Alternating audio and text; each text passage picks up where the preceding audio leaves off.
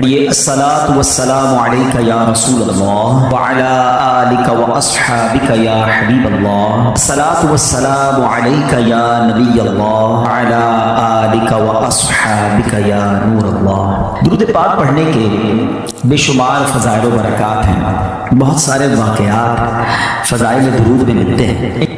اللہ کے حبیب علیہ السلام فرماتے ہیں کہ اے عبد الرحمن، میرے پاس ابھی جبریل امین آئے اور یہ بشارت لے کر آئے کہ یا رسول اللہ صلی اللہ تعالیٰ علیہ وسلم، اللہ پاک فرماتا ہے کہ اے محبوب، آپ پر جو درود پڑھے گا میں اس پر رحمتیں نازل فرماؤں گا، جو آپ پر سلام پڑھے گا میں اس پر سلامتی اتاروں گا۔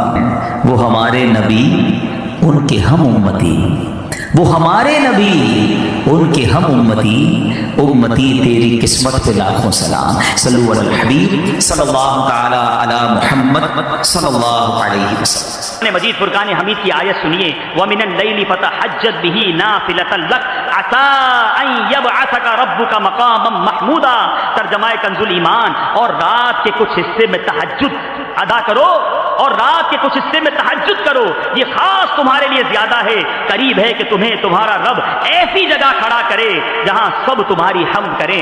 ارے رب حمد کی جگہ پر جس کو کھڑا کرے اس کا مقام کتنا بلند ہو جائے گا۔ تہجد کے فضائل میرے آقا کیا خوب فرماتے ہیں، چنانچہ سید المبلغین رحمت للعالمین صلی اللہ تعالیٰ علیہ وسلم نے فرمایا، بے شک جنت میں کچھ ایسے محلات ہیں جن میں آر پار نظر آتا ہے۔ اللہ عز و جل نے وہ محل کن کے لیے تیار کیے؟ میرے آقا فرماتے ہیں وہ محلات ان لوگوں کے لیے تیار کیے ہیں جو محتاجوں کو کھانا کھلاتے ہیں، سلام کو عام کرتے ہیں، اور رات کو جب لوگ سو رہے ہوتے ہیں وہ نماز پڑھتے ہیں۔ تو میرے پیارے اسلام میں 3 عادتیں یاد کر لیجئے، محتاجوں کو کھانا کھلانا ہے، سلام میں پہل کرنا یہ بھی مدنی انعام ہے، اور تہجد کی نماز کا مدنی انعام انشاءاللہ آج ہم یہاں مل کر ادا کریں گے۔ میرے پیارے اسلامی بھائیوں، قیامت کا دن ہوگا، حدیث پاک سنا رہا ہوں، الترغیب و ترہیب میں ہے، قیامت کے دن جب لوگ ایک جگہ اکٹھے ہوں گے، ایک منادی ندا کرے گا، کہاں ہے وہ لوگ جن کے پہلو بستروں سے جدا رہتے ہیں؟ آئے ہائے، محشر کا دن، سختیوں کا دن، گرمی کا دن، نفسا نفسی کا دن، اس میں یہ اناؤنسمنٹ ہوگا، کہاں ہیں وہ لوگ جن کے پہلو بستروں سے جدا رہتے تھے؟ پھر وہ لوگ کھڑے ہوں گے، وہ تعداد میں بہت کم ہوں گے، اور بغیر حساب جنت میں داخل ہو جائیں گے۔ پھر تمام لوگوں کا حساب شروع ہوگا۔ دنیا میں اپنے بستر کو چھوڑ کر تہجد کی عادت اپنانے والوں کو مبارک ہو کہ قیامت کے حساب و کتاب سے ان کو نجات مل جائے گی، اور اعلان ہوگا عزت و اکرام کے ساتھ بے حساب و کتاب وہ جنت میں داخل ہوں گے۔ اللہ تبارک و تعالی ہمیں بھی بے حساب و کتاب جنت میں داخلہ عطا فرمائے۔ تہجد کے لیے شرط یہ ہے کہ عشاء پڑھ کے سویا جائے، تو عشاء ضرور پڑھے، تراویح ضرور پڑھے، اور اگر آپ نے سونا ہے تو سو جائے۔ اب جب آپ سحری کے لیے اٹھ رہے ہیں تھوڑا ٹائم پہلے اٹھ جائیں، آپ تہجد پڑھیں۔ تو اب یہ 30 ڈیز آپ تہجد پڑھنے کے عادی ہو جائیں گے نا، اللہ کی رحمت سے امید ہے رمضان کے بعد بھی عادت رہے۔ تہجد فرض نمازوں کے بعد سب سے افضل نماز ہے، اور ناظرین یہ خاص دعاؤں کی قبولیت کا وقت ہے۔ اللہ اکبر، تہجد پڑھ کے جو دعا مانگنے کا مزہ آتا ہے، اب اللہ کرے ہم ایسی دعائیں مانگنے والے بن جائیں کہ میں جانوں میرا رب جانے۔ اکیلے میں جا نماز بچھائیں، رات کا پہر ہو، ہاتھ اٹھیں اور آنسو بہیں، یقین کریے وہ وقت ہے آپ جو مانگیں گے عطا کیا اللہ۔ اور نبی پاک بھی رات کو اٹھ کر دعائیں مانگتے گر گیا۔ تہجد کی نماز جو خوش نصیب ادا کرتے ہیں، انشاءاللہ نیت کرتے ہیں کہ آج رات مسجد میں ہم یہاں رک کر تہجد بھی ادا کریں گے۔ آخری حدیث، اپنے گھر والوں کے ساتھ ہمارا کیا معمول ہونا چاہیے نماز کے لیے اٹھانے کا، تہجد کے لیے اٹھانے کا؟ آج بچہ اسکول نہیں جاتا، بڑا غصہ آتا ہے، صبح پوچھتے ہیں اسکول کیوں نہیں گئے؟ کبھی یہ ہمیں غصہ آیا، ہم نے کچھ بچے کی سرزنش کی، گھر والوں کو پوچھا کہ آپ نے فجر نہیں پڑھی؟ ہم خود فجر کے لیے وقت پہ اٹھتے کہ نہیں اٹھتے؟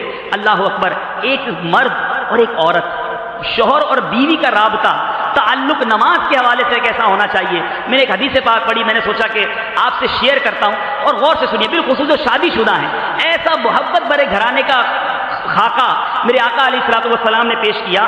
میرے آقا علیہ الصلوۃ والسلام نے فرمایا، جو رات کو بیدار ہو کر اپنی اہلیہ کو جگائے اور پھر وہ دونوں 2 رکعتیں ادا کریں تو ان کا شمار کثرت کے ساتھ اللہ عز و جل کا ذکر کرنے والوں میں ہوگا۔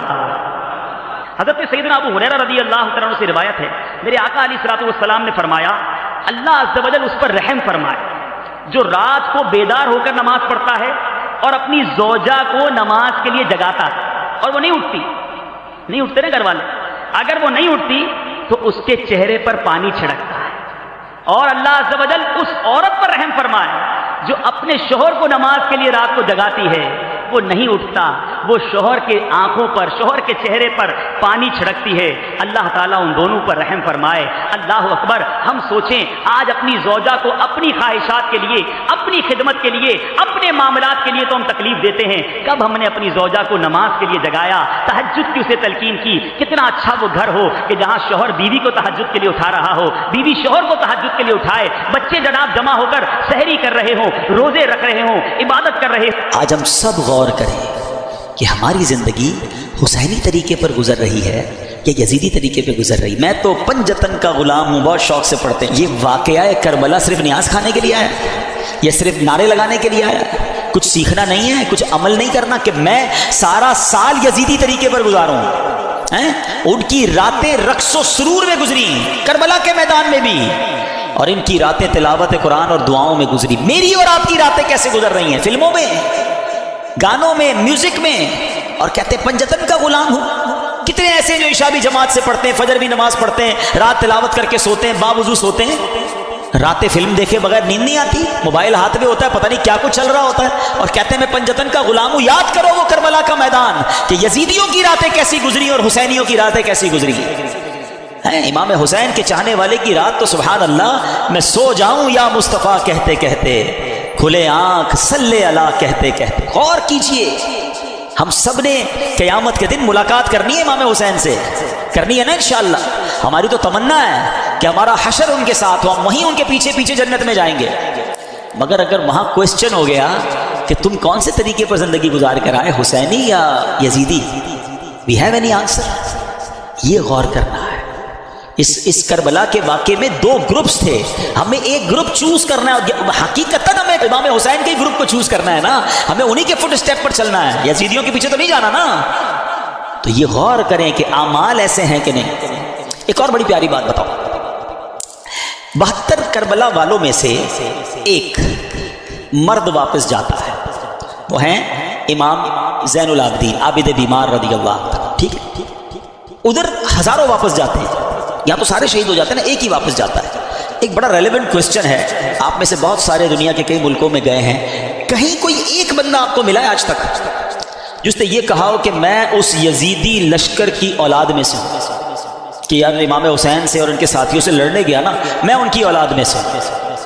آپ کو ایک نہیں ملا ہوگا ایسا. ہزاروں واپس گئے, ان کی نسل کا, ان کی بات کرنے والا کوئی نہیں ہے. ایک حضرت عابد بیمار واپس آئے ہیں. آج دنیا کے کونے کونے میں آپ کو حسینی سید ملتے ہیں. یہ کیسے ہو گیا؟ ایک مرد واپس آیا اور نسل میں اتنی برکت. سبحان اللہ. اس سے کربلا کے اس واقعے سے سیکھنے کو ملا کہ جو چیز اللہ کی راہ میں قربان کی جائے اللہ اس میں برکت ڈال دیتا ہے. ہاں, وہ بڑی پیاری بات, بڑا خوبصورت جملہ پڑھا, کربلا کی کہانی بس اتنی سی ہے, یزید تھا حسین ہے, بس وہ ختم.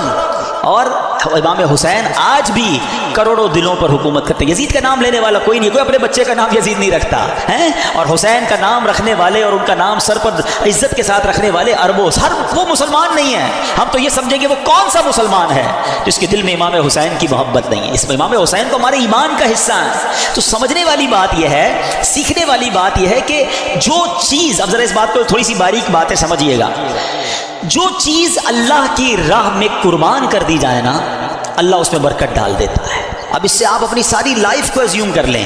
اگر آپ چاہتے ہیں کہ آپ کی صحت میں برکت ہو, آپ اپنی باڈی کو, اپنے جسم کو اللہ کی راہ میں استعمال کریں, نماز پڑھیں, دین کے کام میں یوز کریں, اللہ آپ کی صحت میں برکت ڈال دے گا. آپ چاہتے ہیں آپ کی زبان میں برکت ہو, آپ کے الفاظ مؤثر ہو جائیں, اٹریکٹیو ہو جائیں, آپ اپنی گفتگو میں اللہ رسول کا نام لینا شروع کریں, درود پاک پڑھیں, ذکر اللہ کریں, تلاوت قرآن کریں, لوگوں کو اسلام کی نیکی کی دعوت دیں.